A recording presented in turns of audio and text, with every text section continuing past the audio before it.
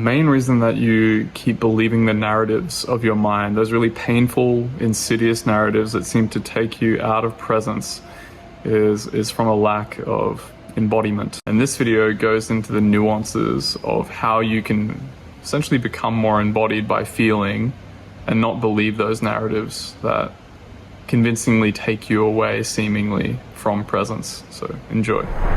So this gentleman described to me that he had this phenomena occurring where he had painful emotions arising in his experience, and that would often lead to this feeling of doubt, of being like, so he would be in the body, then he's in the mind, then he's in the body, then he's in the mind, and he's sort of in this flurry of unpleasant sensation, and it's very easy to believe thoughts in that space. And this is really frustrating because he's been meditating for many years. Like he told me he'd been doing Vipassana and self-inquiry and all of these practice modalities. And yet there's this really deep existential frustration of, why do I keep believing my thoughts, and why am I experiencing these painful emotions, and why can't I just get it right and just recognize my true nature and stay there? Okay, so there's a couple of things I could suggest for this, but I want to keep it simple with this video, but not underestimate its profundity. Simplicity is really often the key with these sorts of practices. So maybe this will be a reminder for some of you, maybe it will be a revelation for others, but nonetheless it's an important piece. So in this space, what's happening is, when we've been doing self-inquiry, when we've been practicing meditation, as a model, you're essentially opening up your consciousness more. You're opening up your awareness even more. And what that does is, as you're opening up your awareness, you're creating more room for repressed emotions to surface. Old repressed trauma, unrecognized and unintegrated trauma that arose in your childhood and your early adult life and everything up until this moment, and maybe even ancestral, passed on generational trauma or collective trauma from the collective around us that is now residing in your body. And because you're not numbing out from it anymore by using the coping strategies of thought, like suckling on the teat of on the teat of thought that we would usually do, right? Because we're de-identifying from thoughts, we're not believing their content as such anymore, and we're attuning our attention to something more primary, our true nature. This is bringing up that's essentially the coping strategy that we probably learned in early childhood to avoid sensations, avoid feeling the discomfort. So when we're practicing in this way, when we're practicing self-inquiry, what we're now noticing is that because there's more spaciousness, more emotions are coming up, we're in this awkward phase where we're in the emotion, we feel this painful emotion arise, and then we're in thought. And then we're in the emotion, then we're in thought, then we're in the emotion, then we're in thought, and it feels like a crucible because the thoughts are essentially adding resistance to the experience. The thoughts are adding resistance to the experience when they're unconscious to us. So because there's all these fragmented versions of us that are coming online, and if you really slow down, if you've never done emotion work, this might seem a bit abstract to you, or any shadow work. When you're practicing in these non-dual practices, which can be common for people who have never looked at the emotion body, we might have doubts like, there's no one to do anything, just rest as awareness, everything will be taken care of. But what we notice, if we tune our attention to the emotions and let the emotion really inhabit its life force by giving our fullest attention to it, we'll notice that these parts of us are from early childhood. And we're essentially a walking collective person of all of these inner parts of us that were fragmented and maybe even disowned early in childhood.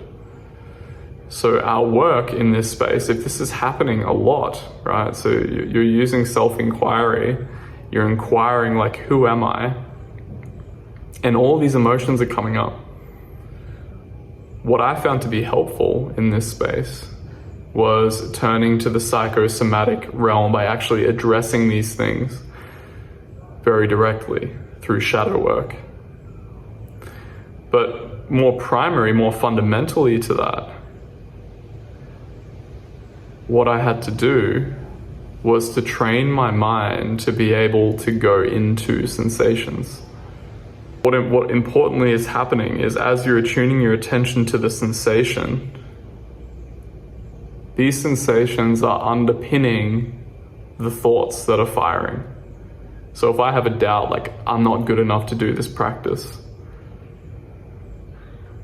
we can actually feel that in the body. What does it feel like to have a doubt that I'm not good enough to do this practice? Notice that you can actually feel that in the body. Maybe it's in your neck.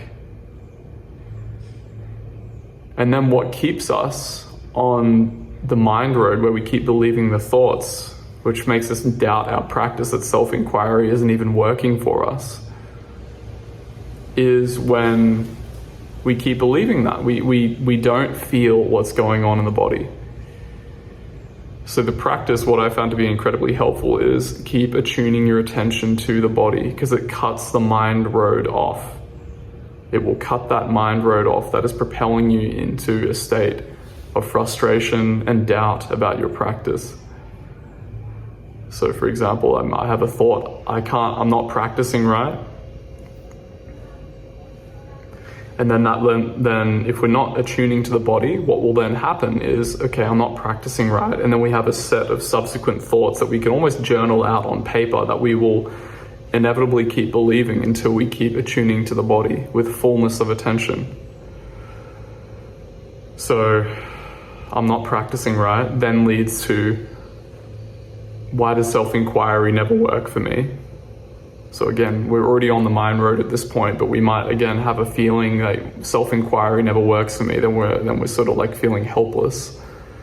And then we have another thought that's like, I'm a bad meditator, which creates this self-flagellation effect. And then we have another thought and it just keeps going on until we come into the body and we feel the raw sensation of helplessness and begin to do the integrative work, where we're just feeling, by simply through the act of feeling with fullness. And that will keep cutting the mind road off. And more importantly, we're working toward deeper embodiment in this process as well. We're not hiding from our feelings anymore. Because self-inquiry can sometimes have this energy behind it of, I'm going to do self-inquiry, but I'm going to do it to get away from feeling my sensations. So we're like feeling unpleasant emotion. And we may have heard pointings from teachers that even say and confirm this approach of just don't worry about the sensation. So then we say like, who am I? Okay, I'm feeling all this pain, but who am I? Who am I? Okay, I can feel presence. It feels spacious. It feels calm. Oh no, there's that unpleasant sensation again. Oh, who am I? Who am I? Who am I? Oh, okay, I'm in spaciousness. Oh, there it is. Oh, okay. I'm in spaciousness.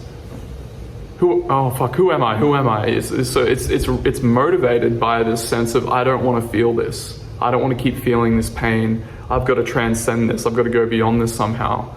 But if we're coming to this place of embodiment, where we're actually willing to feel with compassion as well, these sensations, and breathe into them with breath and compassion and spaciousness of attention, then again, we're cutting off that mind road, and we're not afraid, we're not motivated by fear and restlessness. And importantly as well, we're deepening in insight, as we're no longer believing the conceptualization of what this sensation means about us, which gives us a much more fertile ground to have a more curious, compassionate investigation into our experience. into presence, into resting into presence.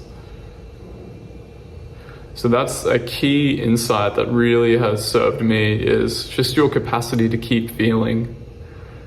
And this is a really powerful investigation that will take you a long way, because the next thing to keep in mind is that you might notice that you can do this for some thoughts and some sensations that arise, but other sensations might feel like they're too much. And we're more likely to buy into their narratives. So for example, you might have a thought like you're in the workplace, you're doing this practice, right? And then you have a thought of, oh, well, man, if I keep feeling these sensations, they're gonna know that I'm uncomfortable. They're gonna see that.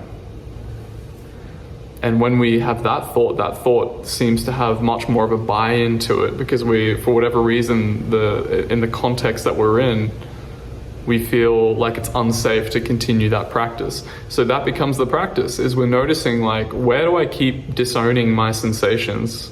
And where do I keep trying to bypass them? Because in that instance, maybe we have a coping strategy where we then use the question like, oh, well, who's even suffering? Who's even suffering right now? We use an inquiry question like that, and we look for awareness.